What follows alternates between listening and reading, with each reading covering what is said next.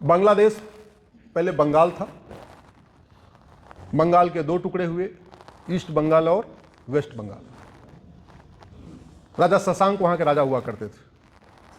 कभी राजा शशांक ने सोचा होगा कि बंगाल के दो टुकड़े होंगे? जोर से बोलिए जरा। और हुआ कि नहीं हुआ? पंजाब दो टुकड़े हुए, एक पंजाब हमारे हिस्से आया, एक पंजाब पाकिस्तान कहलाता है। ईस्ट पंजाब भारत में है, वेस्ट पंजाब पाकिस्तान। बंगाल के दो टुकड़े हुए, वेस्ट बंगाल हमारे पास, ईस्ट बंगाल बांग्लादेश। कभी राजा रणजीत सिंह ने सोचा होगा कि पंजाब के दो टुकड़े होंगे? नहीं। लेकिन हुआ कि नहीं हुआ? हुआ। राजा हरि सिंह ने कभी सोचा होगा कि कश्मीर के दो टुकड़े होंगे?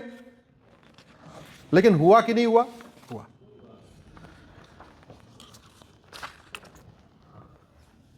दुर्योधन का ननिहाल गंधार, जहां से माता गांधारी आई थी, देखते ही देखते अफगानिस्तान हो गया। राजा भरत का ननिहाल, जहां से माता कैकेयी आई थी, देखते ही देखते पाकिस्तान हो गया। हमारे 51 शक्तिपीठों में से 5 शक्तिपीठ जिस स्थान पे हैं, वो देखते देखते बांग्लादेश हो गया। भारत की डेमोग्राफी बहुत तेजी के साथ बदल रही है। तो इस डेमोग्राफी में जो बदलाव हो रहा है, उस बदलाव को तो हमें बाद में देखना पड़ेगा, पहले हमें धर्म और अधर्म को समझना पड़ेगा।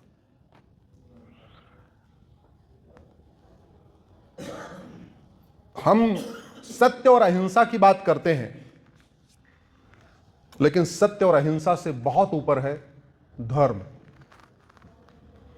डॉक्टर साहब के पास हॉस्पिटल में कोई आया, पैर टूटा हुआ है, जैसे ही हाथ लगाते हैं और चिल्लाने लगता है, और जोर से चिल्लाने लगता है। अब अगर उसकी करुणा को देखें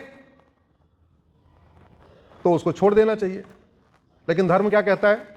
जोर से बोलिए जरा। वो कितना भी चिल्लाए, उसकी हड्डी को थोड़ा और तोड़ना पड़े तो और तोड़ दें, लेकिन उसको ठीक करके भेजें। यह धर्म है। इसका मतलब सत्य यह है कि वो परेशान है, और धर्म क्या कहता है? कोई बात नहीं, थोड़ा और परेशान हो जाए कोई बात नहीं, लेकिन उसको इलाज करके भेजो।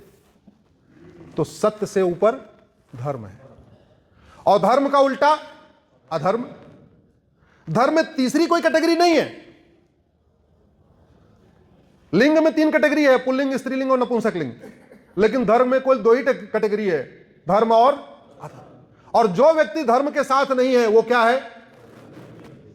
उसको सेकुलर नहीं कह सकते। हां, अधर्म को छिपाने के लिए कोई सेकुलर अपने आप को कह दे मैं तो सेकुलर हूं ना, ये नहीं चलेगा। या तो आप धर्म के साथ हो, या तो आप अधर्म के साथ। और जब अधर्म बढ़ा तो उसको परिणाम हमने देखा। 50 साल पहले जिस स्थान पे शरिया लागू करने के लिए आंदोलन चल रहा था, 50 साल के बाद वहां शरिया हटाने के लिए आंदोलन हो रहा है। देखा नहीं देखा आपने? ईरान में, हां, पर्शिया। वैसे हम पारसियों को अलग समझते हैं, इनफैक्ट पारसी भी सनातनी है। सारे उनके वही कार्य होते हैं जो हमारे यहां होते हैं। हम लोग हवन करते हैं, पारसी हवन करते हैं। हम लोग हर शुभ कार्य की शुरुआत हवन से करते हैं, पारसी हर शुभ कार्य के साथ हवन से करते हैं। हम शुभ कार्य की शुरुआत गौ पूजा से करते हैं, वो भी गौ पूजा से करते हैं। गाय की पूजा करते हैं, दुकान बनाएंगे, मकान बनाएंगे, पहले गाय प्रवेश करेगी, फिर खुद प्रवेश करते हैं। थोड़ा सा बहुत प्रकृति की पूजा करते हैं। उस पर्सिया में 1975 में लोग सड़कों पे निकले थे, हमको शरिया चाहिए। और 2025 में सड़कों पे निकले हुए हैं, शरिया हटाओ, हमें नहीं चाहिए। 50 साल में ही उस शरिया से पेट भर गया। भारत में भी कुछ लोग निकल रहे हैं कि नहीं निकल रहे? निकल रहे हैं। नहीं निकल रहे तो दबी जुबान से, वैसे तब नहीं निकल रहे। एक तौकीर रजा निकले थे, आजकल वो भी अंदर हो गए। जब से बाबा आए हैं तब से यूपी वाले नहीं निकल रहे। बाबा बड़े दयालु हैं, बहुत दयालु हैं। हम तो कहते हैं दयालु बाबा। हाँ, बाबा बड़े दयालु हैं। अब तो हालांकि यूपी में कोई नहीं मांग रहा। छांगुर मांग रहा था, वो छांगुर भी अंदर है। अतीक अहमद मांग रहे थे, उनको तो पूर्ण रूप से। आजम खान थोड़ा बहुत मांग रहे थे, वो भी काफी दिन के बाद आए हैं, ऑक्सीजन ले रहे हैं। तो बाबा ने इधर यूपी में 4 सिद्धांत लागू किया। पहला सिद्धांत राम नीति लागू किया। राम नीति क्या है? भय बिन होय न प्रीत। दूसरा बाबा ने कृष्ण नीति लागू किया। कृष्ण नीति है सठे साठ्यम। तीसरा बाबा ने अपने पूर्वजों की बात लागू किया, लोहा लोहे को और चौथा बाबा ने एक और पूर्वजों की बात लागू किया, न रहेगा बांस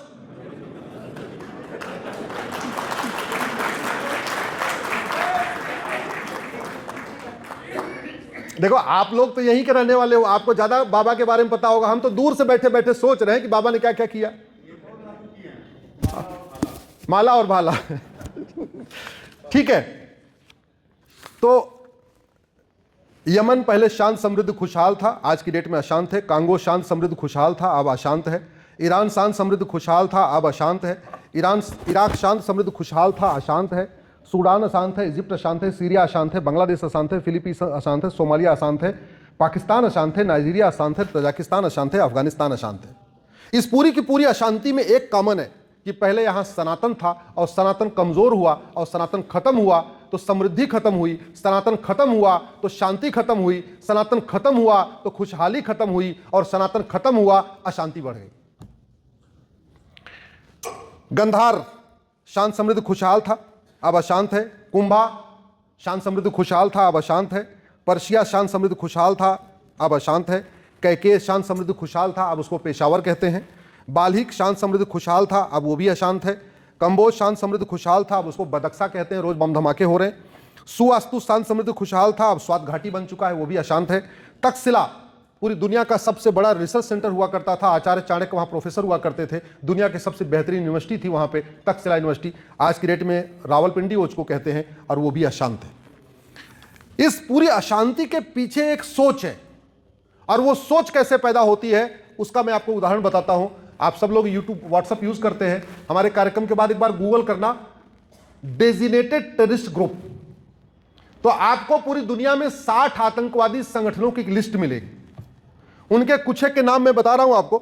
अब्दुल्ला आजम ब्रिगेड, अबू सयाफ, आदेन अबयान, अल हरमैन, अल इत्तिहाद, अल मुरबिन, अल नुसरा, अल कैदा, अंसार अल सरिया, अंसार इस्लाम, अंसार डाइन, आम इस्लामिक ग्रुप, बोको हराम, इजिप्टियन इस्लामिक जिहाद, हक्कानी नेटवर्क, हरकतुल जिहाद, हरकतुल मुजाहिदीन, हरकतुल साइम, जमीयत उल अंसार, हयात तहरीर, जिहाद union, Islamic movement of Uzbekistan, Islamic state of greater Sahara, Islamic state of Iran and Iraq, जैसे मोहम्मद, जैसे मुजाहिदीन, जैसे मुजाहिरीन, जमात अंसुरत, जमात नसरा, जमात उल अहरार, जमिया अल कैदा, जुंद अल अक्सा, जुंद अल खलीफा, लश्कर तैयबा, लश्कर झांगवी, लीबियन आर्मी, ऐसे आपको 60 आतंकवादी संगठनों के नाम मिलेंगे।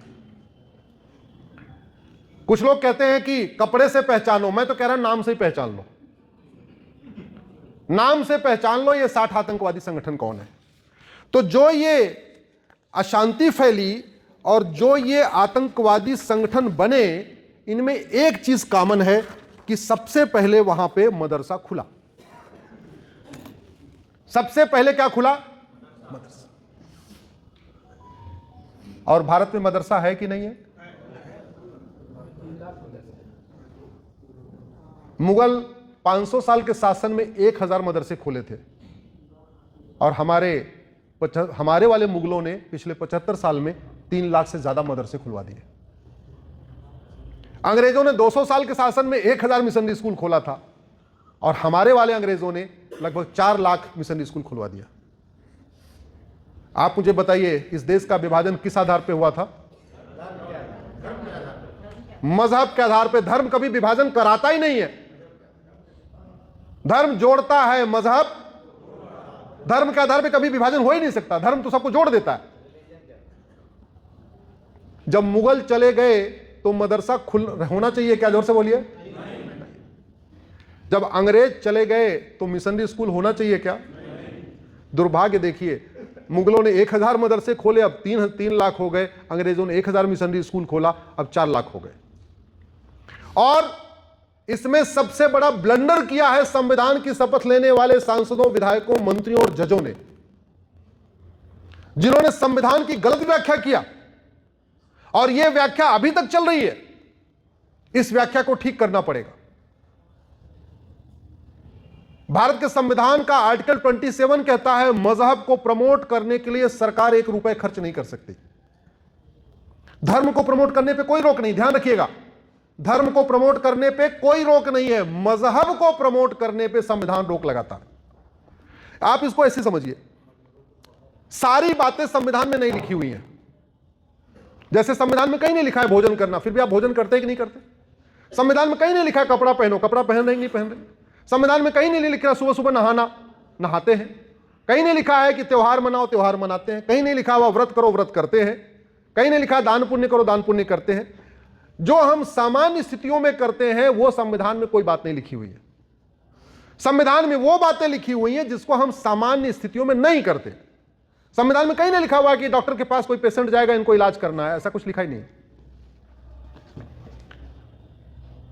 संविधान का आर्टिकल 27 यह कहता है मजहब को प्रमोट करने के लिए सरकार 1 रुपए खर्च नहीं करेगी।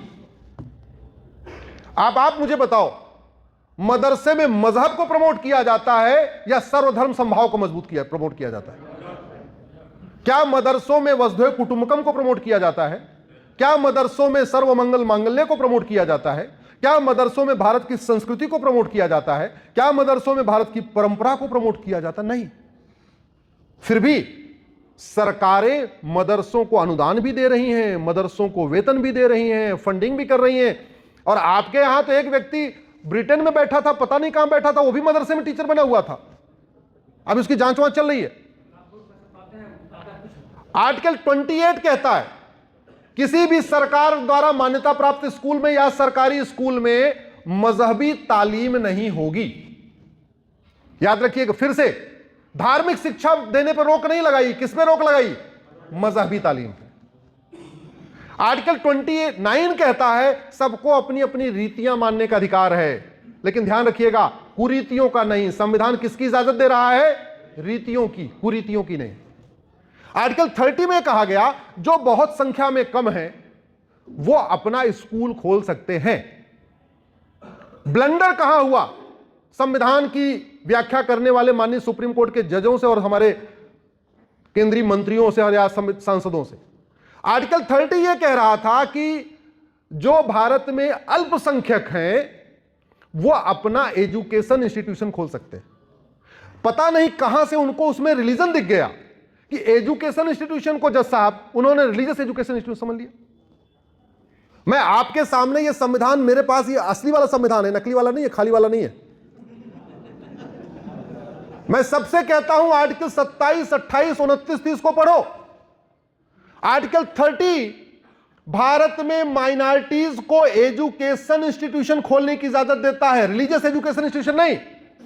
एजुकेशन इंस्टीट्यूशन का मतलब इंजीनियरिंग कॉलेज खोलो, लॉ कॉलेज खोलो, मेडिकल कॉलेज खोलो, बीएड कॉलेज खोलो, कुछ सेकुलर एजुकेशन इंस्टीट्यूशन खोलो। आपको आर्टिकल 30 रिलीजियस एजुकेशन इंस्टीट्यूशन खोलने की इजाजत ही नहीं देता। और आप बताओ मदरसा मजहबी तालीम सेंटर है कि नहीं? एक तरफ 27 कह रहा है 1 रुपए खर्च नहीं करना, 28 कह रहा है मजहबी तालीम नहीं देना, आर्टिकल 30 कहता है मदरसा खोल ही नहीं सकते। इसके बावजूद ओट जीवी नोट जीवी नेताओं ने भारत में मदरसा बोर्ड बनाया, मदरसों को मान्यता दिया, मदरसों की डिग्रियों को मान्यता दिया, और सुप्रीम कोर्ट के जजों ने अज्ञानतावश सरकार के उन फैसलों पर मुहर लगा दिया। अब दिक्कत यह हो गई है वो 3 जज 5 जज बैठ के मुहर लगा चुके हैं, अब उनको अपना फैसला लेने में शर्म आ रही है। तो इसका समाधान तो संसद से करना पड़ेगा, क्योंकि संविधान कहता है संसद में जो मामला चल रहा है उस पर सुप्रीम कोर्ट तो दखल नहीं देगा, लेकिन सुप्रीम कोर्ट से अगर कुछ गलती हो गई है उसको संसद ठीक कर सकती है। इसलिए आज तक कई बार संसद के सुप्रीम कोर्ट के फैसलों को संसद में पलटा गया। इसको ठीक करना पड़ेगा, जितने जल्दी ठीक कर लें उतना अच्छा है। और क्यों मदरसे को बंद करना जरूरी है? क्योंकि मदरसे की पूरी तालीम संविधान विरोधी है। संविधान कहता है इक्वलिटी, मदरसे में कहते हैं सब एक समान नहीं है।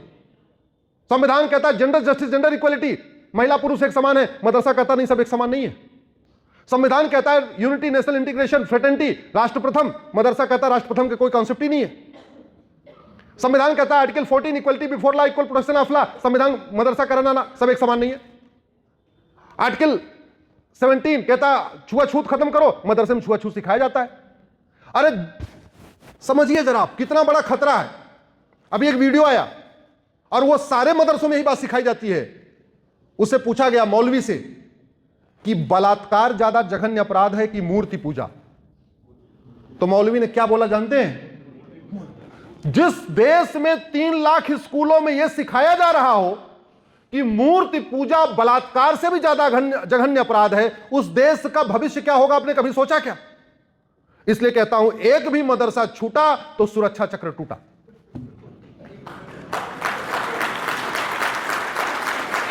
यह मदरसा हमारे संविधान के लिए खतरा है, यह मदरसा हमारी सोच के लिए खतरा है, यह भारत की परंपरा के लिए खतरा है, भारत के त्योहारों के लिए खतरा है, भारत के विचार के लिए खतरा है, वसुधैव कुटुंबकम के लिए खतरा है, नारी तू नारायणी के लिए खतरा है, सर्वमंगल मांगल्य के लिए खतरा है, सर्वे भवन सुखिनः की सोच के लिए खतरा है। इसलिए अब समय आ चुका है, भारत में यूनिफॉर्म एजुकेशन सिस्टम लागू किया जाए, समान शिक्षा लागू किया जाए। सामाजिक समरसता तब आएगी जब पूरे देश में उत्तर से दक्षिण, पूरब से पश्चिम, जैसे भगवान राम के समय था, भगवान कृष्ण के समय था, कृष्ण सुदामा एक साथ पढ़ते थे, राम और निषाद राज एक साथ पढ़ते थे, राजा दशरथ और सुमंत एक साथ पढ़ते थे, वही व्यवस्था फिर से लागू किया जाए। सब एक किताब पढ़ें, बंगाल वाला बंगाली में पढ़े, गुजरात वाला गुजराती में पढ़े, महाराष्ट्र वाला मराठी में पढ़े, लेकिन किताब तो एक होनी चाहिए। मुझे यह बताइए, कांस्टेबल और कलेक्टर के बच्चे की किताब एक होनी चाहिए कि अलग अलग होनी चाहिए? डॉक्टर और कंपाउंडर के बच्चे की किताब एक होनी चाहिए कि अलग अलग होनी चाहिए? गरीब और अमीर के बच्चे की किताब एक होनी चाहिए कि अलग अलग होनी चाहिए?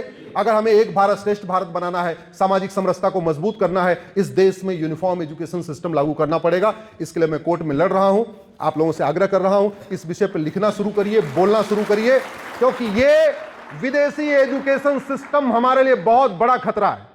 फॉरेन एजुकेशन सिस्टम हमारे लिए बहुत बड़ा खतरा है, और संविधान भी यही कहता है कि यूनिफॉर्म एजुकेशन सिस्टम होना चाहिए।